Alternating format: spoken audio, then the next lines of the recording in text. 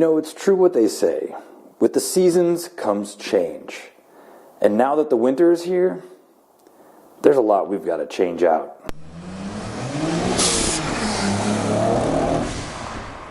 Good morning, boys and girls, and welcome back to another TueZday Garage. I'm glad to be with you today, but I'm going to tell you right up front, today is going to be a little bit low-key because I'm just not feeling 100%. Had some issues the last couple days, ended up in the hospital. I'm feeling all right now. Long story short, my body just likes to make kidney stones, and this was number 4, and it's just taking a little bit to bounce back, and I'm just really sore. It's been a while since I've been with you. The last time that we were really together, we were doing brakes. After that, you saw the car show thing. There's been a lot of things that I've been working on, been changing out and having to fix. And a lot of it has to do with the cold weather that we've been experiencing here in Texas. Out of nowhere, it dropped from like 80 degrees down to 40 degrees. On those days, there were some weird things that happened. Number one, which is what we're going to work on today, one of my shocks completely blew out, man. You see all this grime and this muck. That is oil from the shock. It was even forming drips, but it is all over the place. It's on the sway bar, it's all over the shock, it's all over everything in this area. So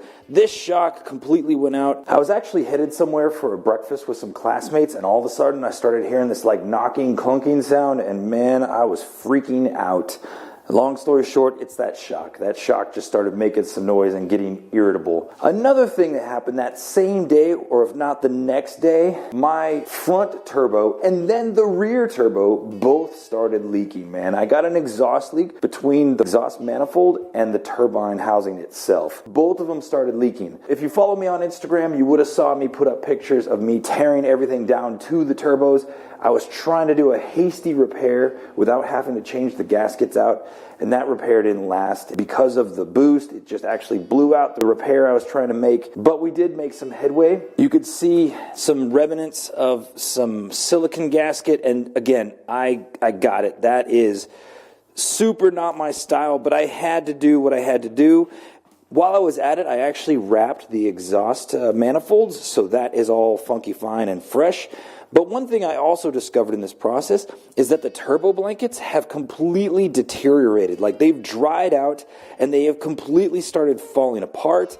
And that is just really, really unacceptable, man, and just very worrisome. Long story short, I've got to change out these gaskets. I can't remember if I used the Cometic turbo gaskets I received with the engine rebuild kit, or if I used Tomei gaskets I got with the manifolds. I really can't remember. But long story short, they failed, man. They totally failed. Another thing that was going on, ever since I upgraded my fuel system, my car has always had a slight fuel vapor smell, especially when it's been sitting in the garage overnight. It never fails, man. The next morning when I go into my garage after the car's been inside all night, it just smells like gasoline really bad, and I finally found the freaking problem. The way it used to be, the fuel line enters here into the rail, exiting mid-rail right here and coming over to the pressure regulator. There was a fuel line that did that right there. Now, you see some extra goodies. We'll talk about that in just a second. But here are the old fittings. Right here where this joint is, it's actually like wiggles just a little bit. There's a little bit of play. And then to boot, this head right here is extremely tight. Like, I could barely turn it. It's like it's seized. And it happened to be that way on both of these. And I don't know what the deal is. These are Summit brand fittings, and I had good luck with all of them, but these ones in particular, when I put my nose down to them, I could smell fuel vapor coming out of this joint right here. I knew these were a problem. I ended up ordering some Vibrant Performance fittings. I remade that particular fuel line. I kind of held off on this in the first place, but I ordered this actual fuel dampener from Radium Engineering. Because of the way everything's installed with my catch cans and all that, I couldn't put it at the back of the rail, so I put the dampener mid-rail, and the exit is now at the back of the rail, and it leads back up to here. New Vibrant fittings. Ever since I changed that out, guys, my garage has never smelled like fuel, and it's been so freaking fantastic. I don't know if I just got a bad set of fittings, or maybe I installed them wrong, or I don't know, dude, but they just failed on me, and now we're good to go. Those other fittings that you saw in the packages, those are the ones that will finish the rest of the rail from the filter to the front of the rail, but I'm not doing that yet because there's some other cool things over here in these boxes that we're going to be getting to. So first off, this is the powder coating that will be going to the cool project that we're working on. These are pieces of the subframe. The actual subframe itself is in the backyard. I've been working on trying to get the bushings out. All the new bushings for the arms, the subframe, all that good stuff. Looking over here, I talked about the turbo gaskets that I need to replace. So here's the dilemma, right? Changing out the turbo gaskets is going to involve taking the turbos off. And I would be a complete and total idiot if I was to take the turbos off and not swap them out for more performance turbos, or not do something about it, because again, they're the ceramic turbos and they're prone to failure. It's just a known thing. You can't get into high boost with them. So you know what, guys? This was never going to be my plan for a long, long time, but we're upgrading the turbos, man. We're upgrading the turbos. First off, I've got this genuine Nissan gasket kit right here. Inside here, guys, is a full rebuild kit from a place called JDS Performance. I've talked to several GTR owners who have made this upgrade using these turbos, and they all swear by it, man. Even low boost, high boost, I know guys that took their turbos, had them upgraded with this kit, and they're now running like 22 pounds and pushing over 500 to the wheels, man, with the stock turbos, which is freaking fantastic. What's so special about this kit? Well, there's three main ingredients that this kit does to the stock turbos. One, these are actual steel Inconel turbine wheels. So no more ceramic wheel. The second ingredient is right here. Oh snap. I don't want to take it out of the plastic just yet, but look guys, they billet aluminum compressor wheel.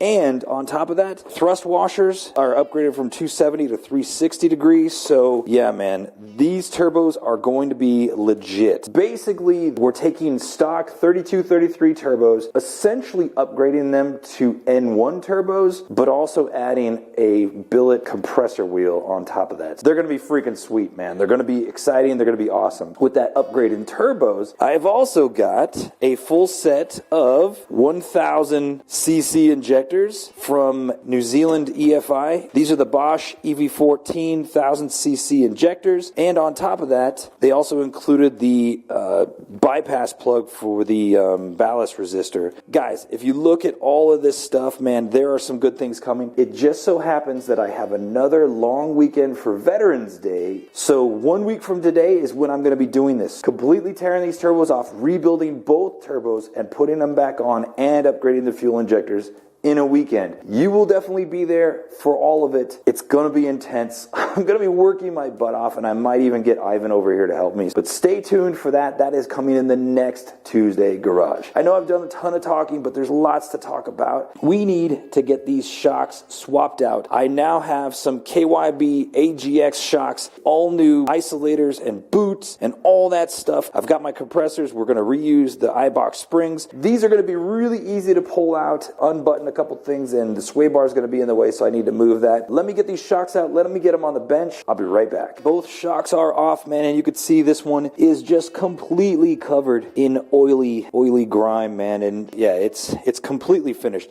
And truth in advertising, man, these are secondhand. I may have not had them on the car for long, but they are totally secondhand. When Project RBZ was first a thought in my head, when I was first working on the planning, I found a guy online that was selling a full set of shocks with iBox springs for $200. That's cheaper than the springs themselves. There's really no telling how long he had them on the car before, and I bought them like 9 years ago, so I really just don't remember. I knew that they were ready to go, hence the reason why I had the foresight to actually bring my spring compressors with me from Hawaii to Texas, because I knew at some point this was probably going to happen or something, right? And I've always liked the KYB AGX. I've had them on previous Z's, and they're really awesome, especially the rear shocks, because you can just reach up, and on the actual shock body itself, the adjustment knob is right here rather than having to deal with it on the top. And I'm very, very happy with the ride height that the iBox give me. It looks great and it works. It's very functional,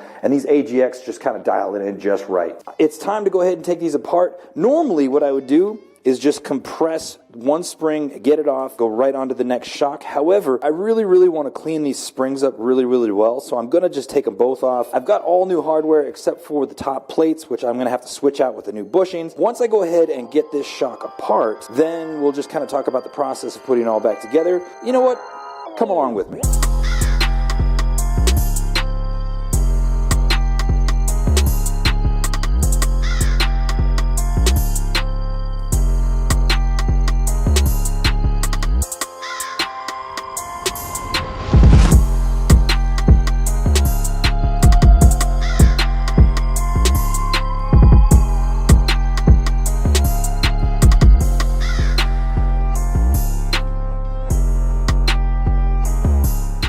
As you saw there, super simple to take a shock apart. Now that it's apart, let me introduce you to a couple pieces and parts and talk about a couple key things when you're doing this on your own. The things that I've learned through trial and error for sure. Obviously your spring, you've got your shock / strut. If you're not a car person and you don't understand what makes a shock a strut as opposed to just a shock, this little piece here, the spring seat, that makes it a strut. Like imagine a pickup truck, how it has like a shock in the rear and then it has leaf springs. Any shock that the spring mounts onto it, this is a strutted shock. So that's the difference between just a shock and a strut. So this is the upper shock mount, and then inside it is the shock mount isolator.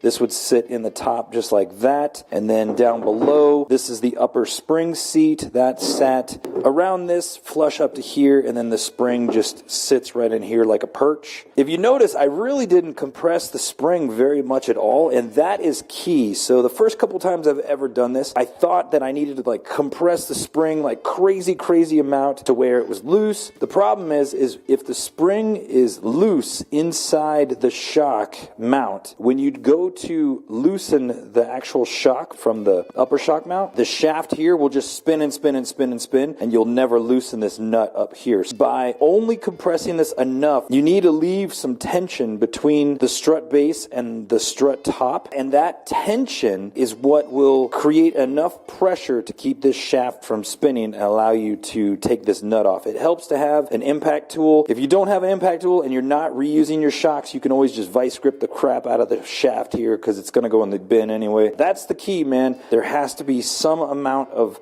force that's pushing against the top and the bottom to allow this shaft not to spin. So now I'm going to do the other one. I'm going to get all this stuff done. I'm going to clean the upper seats. I'm going to get all of our new parts. I didn't buy genuine Nissan, but I bought genuine KYB because it's all made for the company here. And I'm going to get it all set, ready to go with everything. And I'll show you the reverse, and then we'll be ready to put them on the car. All right, welcome back. Everything is clean. Everything is ready. I've went ahead and put the new isolator piece into the boot, which can be a little complicated, but it's not too difficult.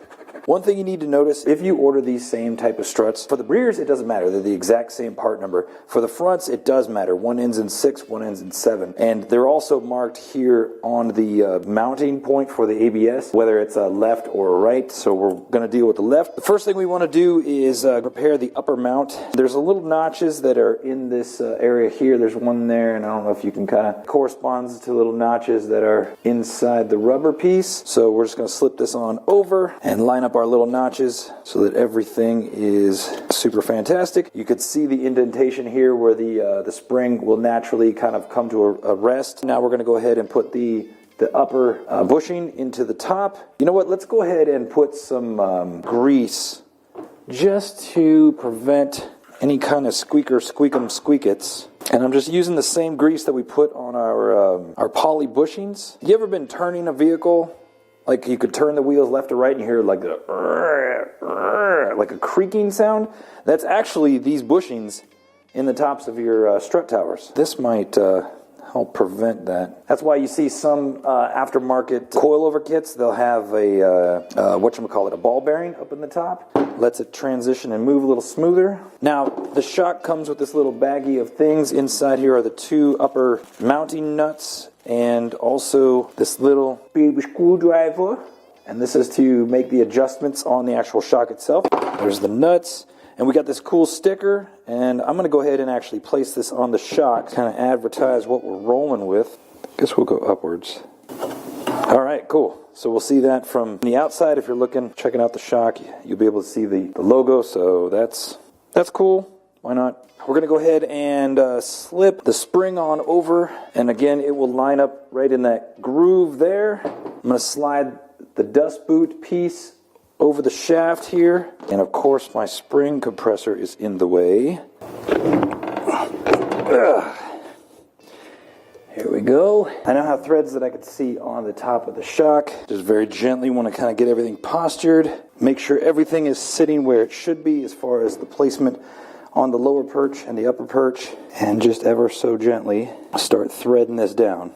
Make sure there's no cross thread or anything else, because that would be a really sad event. What I can do now is I can go ahead and tighten this and get it as tight as I can. Again, making sure everything is right where it should be.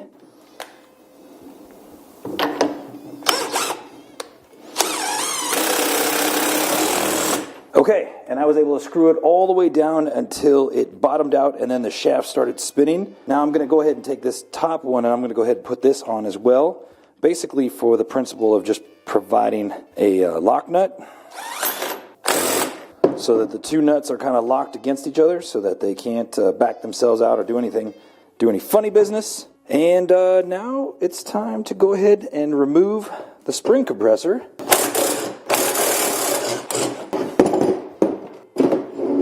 All right, everything's off. There we go. That's a fully assembled brand new shock. This thing is ready to go back on the car, man. Everything's installed. Everything's good to go. Freaking excellent. I just got to knock the other one out, and then we'll go ahead and throw them on the car. And once I get them back on, then I'll be back with you. And we're back. And Ivan's here. Say hi, Ivan. All right. But unfortunately, I'm back without a voice, so I'm doing this narration after the fact. We took quite an extensive break, and I needed to go ahead and freshen some things up, recondition some things, and the first thing I needed to do were the top plates to the actual shock assemblies. So here's the top plates reassembled, and you can see I put some black RTV on them, and this is in place of the orange paper gasket that is normally supplied by Nissan, so it prevents metal on metal touching. I put some grease on the top of this bushing here, so once that plate is on top, we don't get any squeakets from it rubbing on the top there as it turns. Now everything is fully installed. You can see the nice glossy black. Everything looks amazing in there. It just looks pristine. Matches the same color as the engine bay, which is fantastic. Looking at it from underneath, it just looks fantastic. It pops. I took the time to clean the entire underside here, so everything is starting from fresh. This is all we're going to be doing today. Not going to be working on the rear shocks today because that is going to be saved for another time.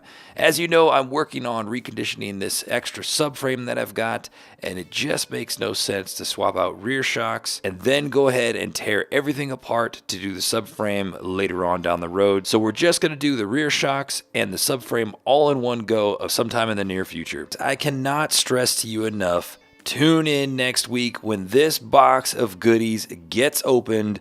We pull the turbos, we fix the exhaust leaks, we upgrade the turbos, we install the blankets, we do all the things to finally rid the RB26 of the ceramic turbos that plague it. And we finally move into some turbos that are going to result in some real performance. You're not going to want to miss it. Whatever way you guys stay tuned to this channel and stay tuned to TueZday Garage, make sure you're dialed into that method, and I'll see you next week. So until next time, ciao a tutti and aloha. Bye-bye. Crazy discovery, man. This is the right side, not the one that was the actual problem. Yeah, that's not good. Woot!